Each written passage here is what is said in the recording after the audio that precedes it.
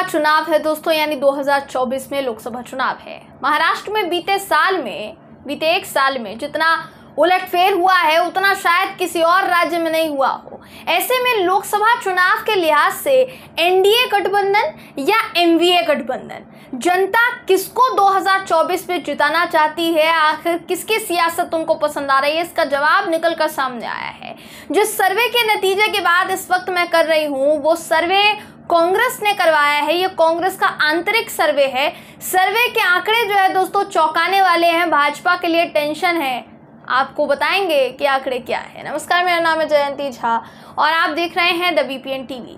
लोकसभा चुनाव में महाराष्ट्र की 48 लोकसभा सीटें हैं। कौन उन सीटों पर पैठ जमाएगा, इसके लिए कांग्रेस ने एक आंतरिक सर्वे करवाया है। इस आंतरिक सर्वे में दोस्तों एनडीए गठबंधन के खिलाफ विरोध की लहर नजर आ रही है।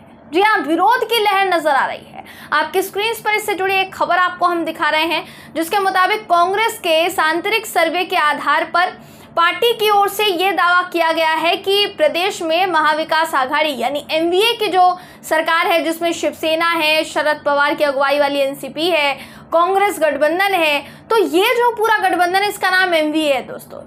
इसको अगले लोकसभा चुनाव में 40 से लेकर 45 सीटें तक मिल सकती है। ये सर्वे में सामने आया है।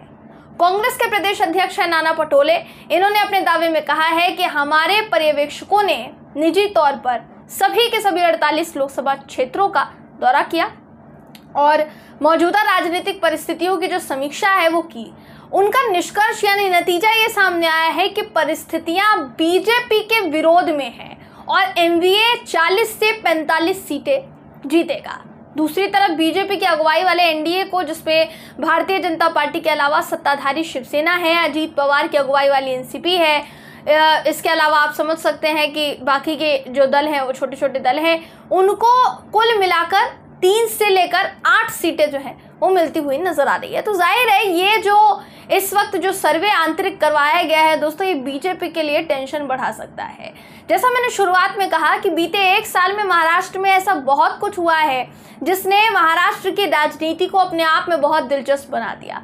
आप एक बात को समझिए कि एनवीए सरकार जो कि चल रही थी, अच्छी खासी सरकार चल रही थी, उसे अचानक से गिराने की कोशिश में एकनाथ शिंदे जो हैं वो अपने साथ कई विधायकों को लेकर गए और फिर बीजेपी से जाके जो भी सांठगांठ हुई उसके बाद सरकार जो है महाराष्ट्र में तैयार की गई।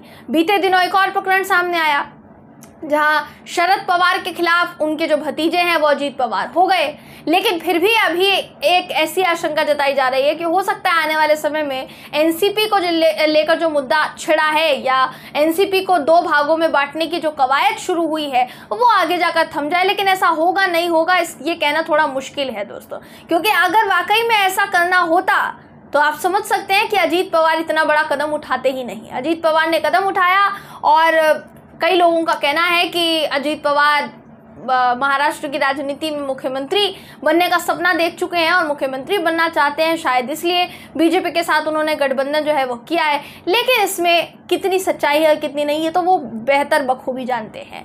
पर इस सर्वे से इतना तो मालूम हो रहा है कि कहीं ना कहीं बीजेपी के खिलाफ एंटी इनकम्बेंसी की लहर है। हालांकि कांग्रेस ऐसा दावा कर रही है।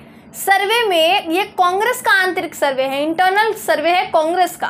अब उसमें कितनी सच्चाई है और कितनी नहीं, कांग्रेस इस बात की हालांकि पुष्टि कर रही है, कांग्रेस कई दावे कर रही है। जिस बात पर यकीन करना ना करना ये पूरी तरीके से जनता के हाथ में है। लेकिन सवाल यहाँ पर ये उठता है दोस्तों कि आखिर अगर मान लीजिए कि बीजेपी विरोधी लहर है तो इससे बचने के क्या उपाय निकालेगी बीजेपी, एंटी इनकम्बेंसी को किस तरीके से बीजेपी जो है चुनौती देगी, ये बड़ी दिलचस्प देखने वाली बात हो जाएगी। क्योंकि जाहिर है लोगों के दिमाग में एक सवाल जरूर उठा होगा कि इधर उधर से तोड़ कर जो है सरकार जो है बनाई गई है महाराष्ट्र में। यह आरोप बीजेपी पर भी लगता आया है, एकनाथ शिंदे गुट पर भी लगता आया है और अब तो अजीत पवार पर भी लग रहा है। तो क्या ऐसे लोगों पर जनता 2024 के लोकसभा चुनाव में विश्वास कर पाएगी, ये एक बड़ा सवाल है। अब इस पूरे आंतरिक सर्वे पर तमाम उठ रहे सवालों पर आप क्या सोचते हैं, आपकी क्या राय है, कमेंट करके जरूर बताइएगा। वीडियो अगर आपको पसंद आया हो तो वीडियो को लाइक कीजिए, शेयर कीजिए, चैनल को सब्सक्राइब करना बिल्कुल भी ना भूलें। तो मुलाकात होगी आपसे अगली वीडियो में, तब तक के लिए नमस्कार।